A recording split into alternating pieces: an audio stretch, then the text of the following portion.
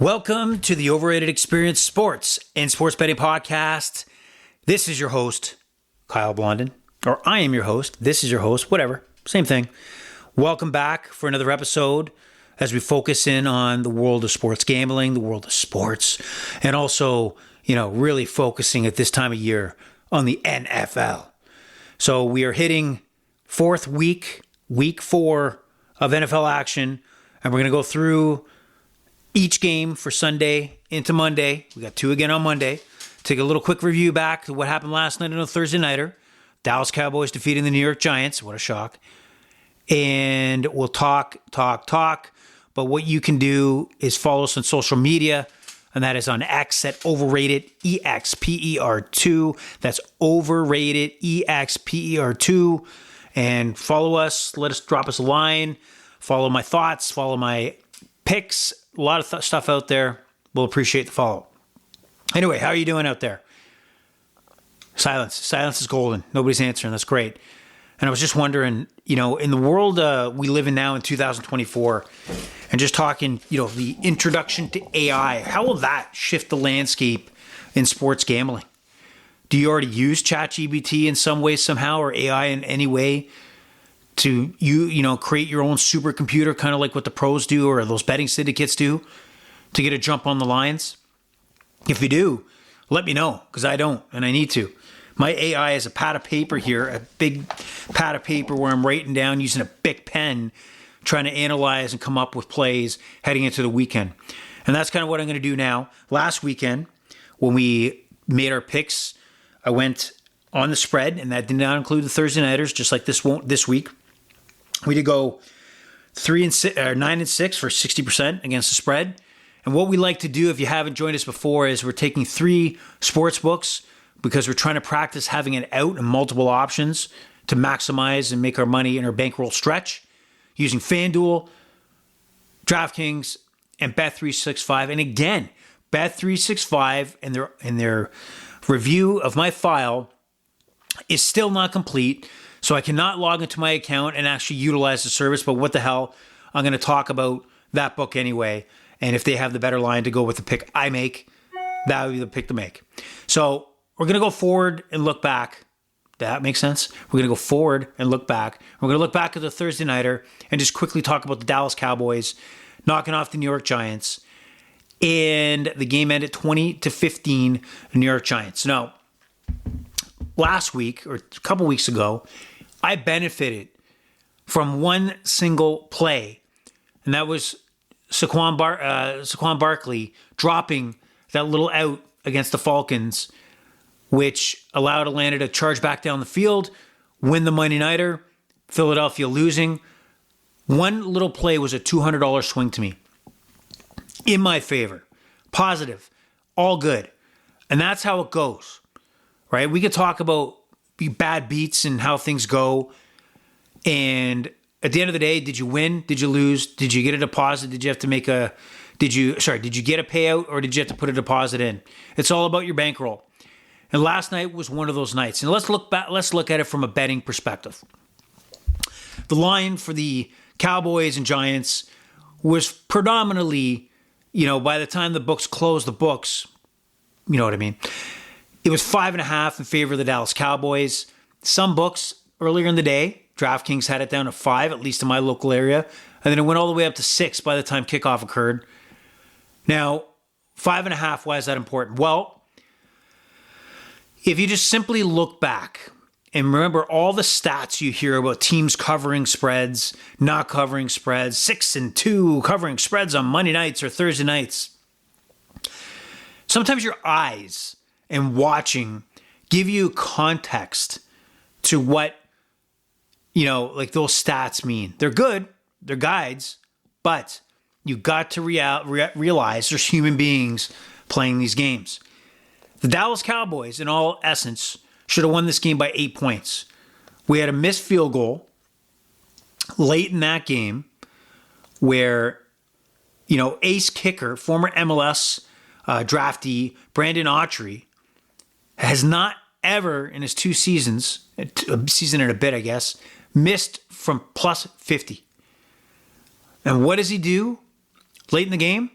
He misses at, 51 yards? Misses that field goal badly, leaving the Cowboys leading by 5 points.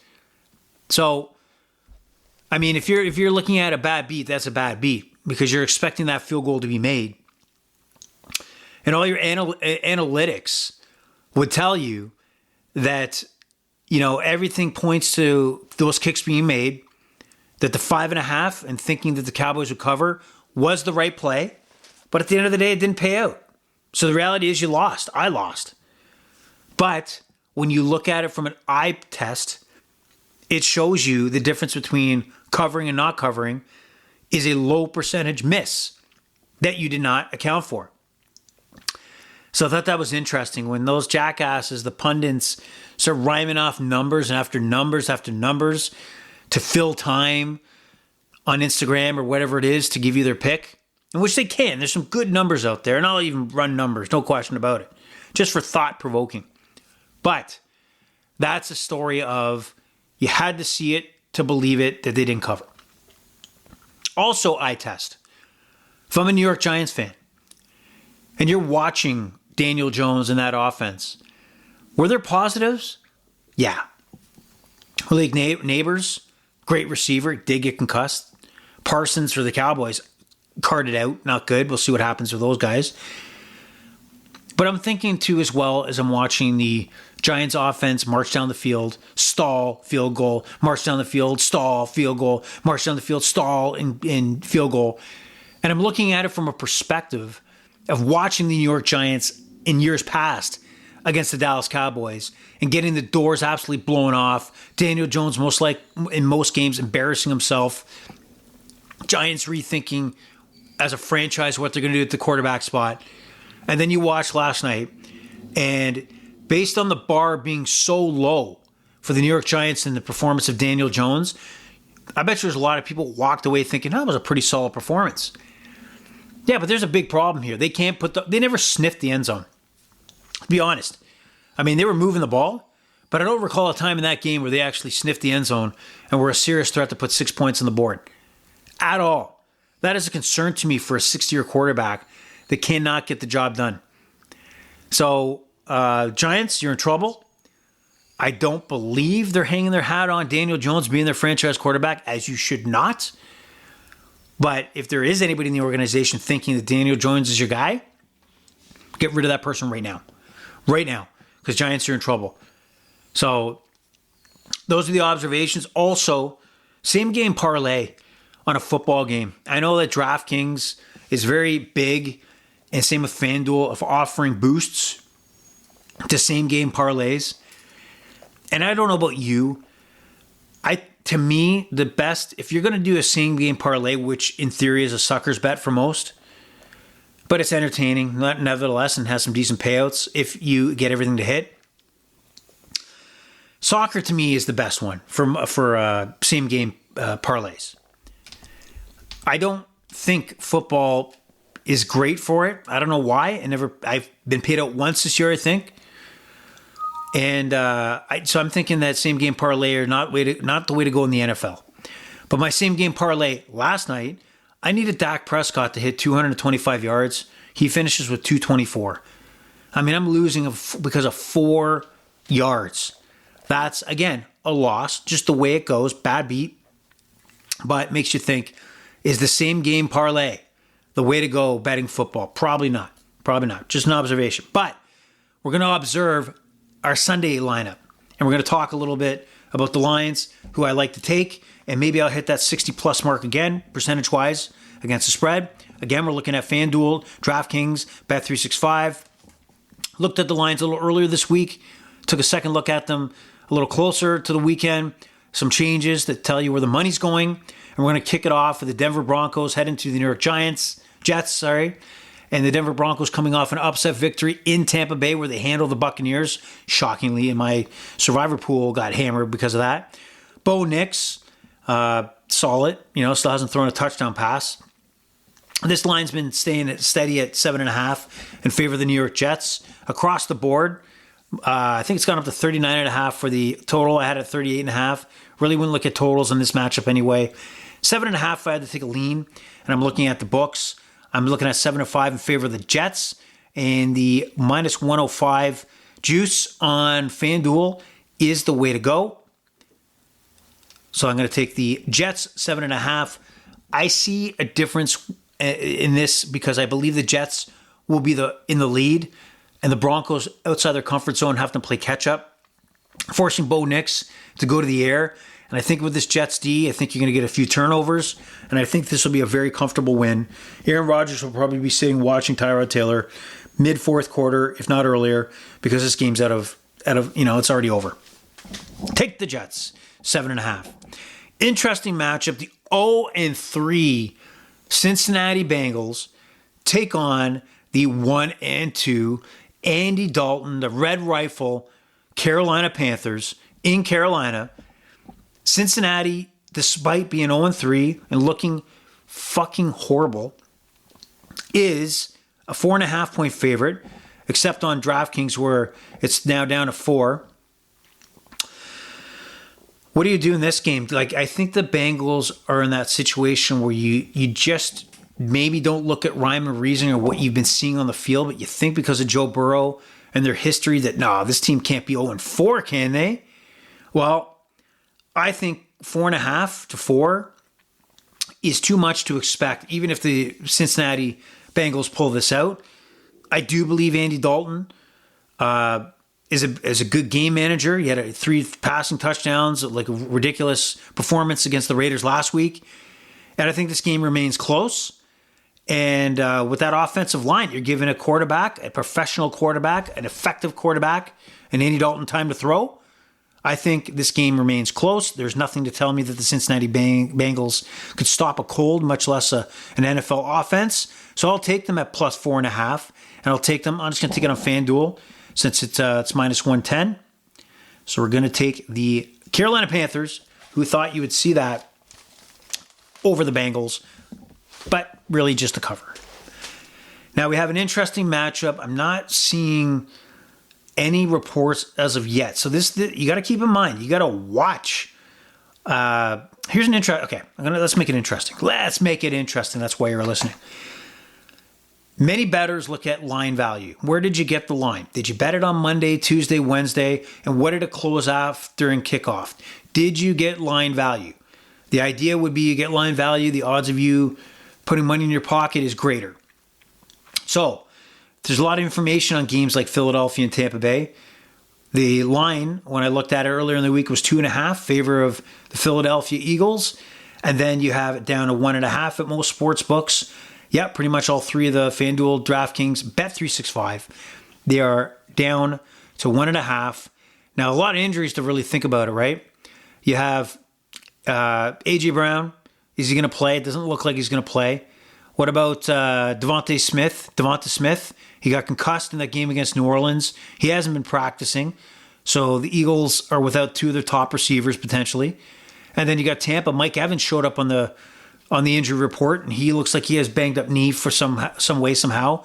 Don't even know 100% if he's going to go on Sunday. That's a big loss.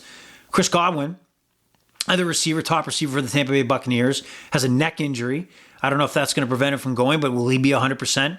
So this game's kind of up in the air for me. I had a look. I was thinking Tampa Bay at the beginning, but the fact that Baker's been smoked, he's been lack of protection, sacked beyond sacked, made me pause. But I do think being at home, despite getting spanked by the Broncos last week, that the Buccaneers do pull this out because I think the Eagles are too banged up. I know Barkley's running mad, but I just got to take. I'm going to take the Buccaneers at plus 1.5. I'm going to take it on DraftKings. There you go.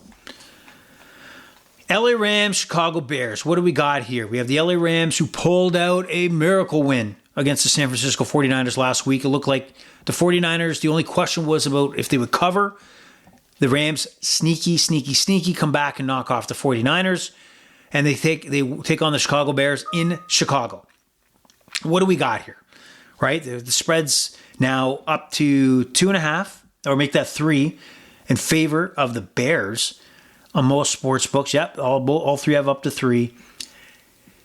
Caleb Williams, he's going to snap out of this. He's starting to put up yards. He's getting probably better every week. And the LA Rams are injury riddled. But there's something about this Rams team that I would, if I had to flip a coin on these two teams, I'd bank on the LA Rams and I'd take the +3. And I'll take the +3 at -115 with FanDuel. So the Rams go into Chicago, probably win, much less cover the 3 points. Now we have a divisional matchup, important matchup. We have the 2-1 New Orleans Saints taking on the Atlanta Falcons, 1-2 after that loss on the Sunday nighter against the Kansas City Chiefs. 1.5, the Falcons are favorite. The Saints coming off a disappointing loss at home against the Philadelphia Eagles. This is still at 1.5 on FanDuel, but up to 2.5 both on DraftKings and Bet365. So who do you like? Depending on who do you like, that's the sports book to go to. Obviously, if you like the New Orleans Saints, the Atlanta Falcons, you're going to go with FanDuel. If you like DraftKings, you're going to go with if you like the New Orleans Saints, if you like the Atlanta Falcons, you're going to go with FanDuel and the spread at 1.5. And if you like the Saints, you're going to go +2.5 on DraftKings. I like the Falcons at home to win this game, so I'll take it on FanDuel. New Orleans, Kamara's a little banged up. I don't know how healthy he is. I think Derek Carr's a little banged up. I think Atlanta's starting to get rolling, right? Finding where Bijan Robinson fits in. They got quite a few weapons. Looks like Kirk Cousins is comfortable in the pocket. And I just think they played better competition in their loss against the Kansas City Chiefs. And I think they're a better team than the New Orleans Saints. So take the Atlanta Falcons at -1.5 on FanDuel. Now, we go into one of the disasters of the NFL season. That is the Jacksonville Jaguars. Look, I was a guy that's saying that Trevor Lawrence, yes, you re-sign him to a big contract as your franchise quarterback. No question. But if you're Jacksonville, you're trying to figure out what do you got here. They look absolutely horrible. It looks like he's taken a step back. After Doug Peterson came in, got them to the playoffs, it looked like Trevor Lawrence was on the trajectory going up. But that basement is where he's at right now because that floor is falling out beneath him. The Jacksonville Jaguars look absolutely horrible. Although this line opened at 7 points, it's down to 6.5.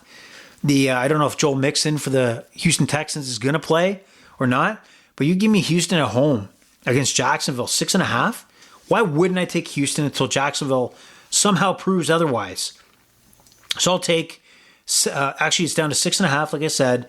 I'll take it on, let's see what that's better, 6.5 -102 on FanDuel. Take the Texans. All right, this line I don't get at all. All right, this is where you and I need to decide, what do our eyes tell you? Is there one stock that's overvalued and another stock that's undervalued? And when do you run with the undervalued stock to get the payoff? Well, I'm looking at that situation when Minnesota takes on the Green Bay Packers.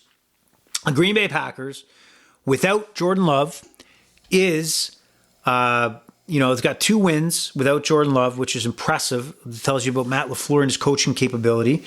But Kevin O'Connell may be the guy this year, maybe the coach and coaching staff of the year. Brian Flores on the defensive side. So what do we got going into this matchup? We got the Packers that look to be like a 3-point favorite. 3 points on FanDuel, 2.5. Yeah, no, 3 points pretty much all around except Bet365, 2.5. And the story on Minnesota is we got Sam Darnold, a little nicked up, but he should be ready to go. You have Jordan Love. He might be playing. He's still not ruled out. And the Packers, again, 3-point favorites. But that Vikings team has been rolling. Their defense is a sack machine. I believe they lead the NFL in sacks. And if Malik Willis starts here, which is a high possibility he will, I think this will be the game where he's exposed that, the Packers are not playing with the lead, and you have to get outside your comfort zone where you cannot control the narrative on the field.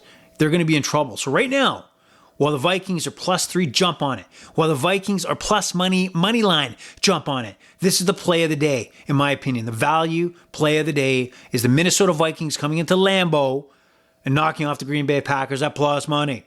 So I'll take them +3.5 on DraftKings at -108.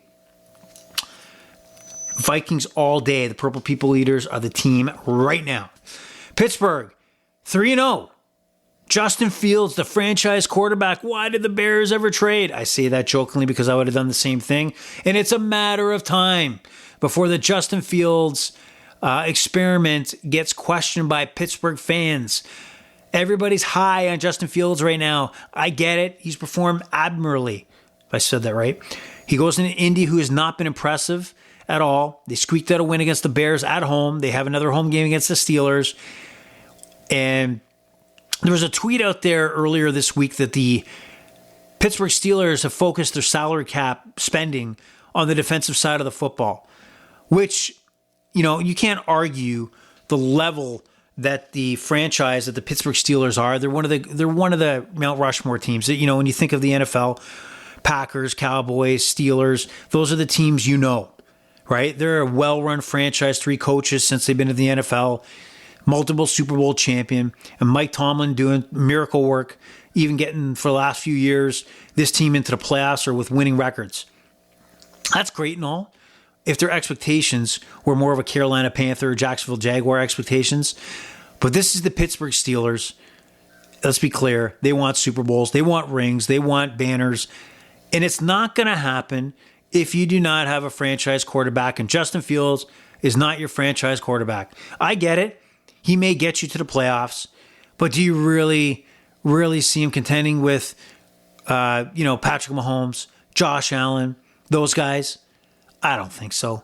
So this stock is going to fall. This Pittsburgh Steelers stock is going to plummet and be a sell, a dump at some point here. Does it start with the Colts? You know why it may start with the Colts? Because it probably shouldn't start with the Colts. The Colts have not been impressive at all.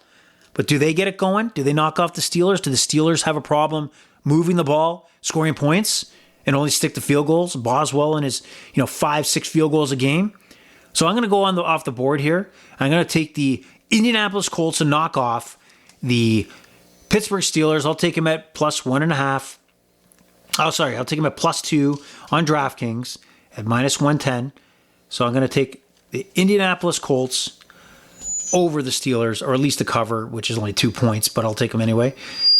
Ooh, a little feedback. Somebody doesn't like what I'm saying. Ooh. Sorry about that, everybody. Interesting matchup. One that you may want to keep an eye on who's playing, who's not playing. I don't know about Kittle's status, but we've got the New England Patriots into San Francisco taking on the 49ers. And right now, the line's moved from 10 to 10.5. 10 to 10.5 in favor of the 49ers. Now, with Kittle back potentially, looks like he might be back. Debo's still out. Jennings had a huge game last week, 3 touchdowns. Ayuk's still there. They still got, weapons galore.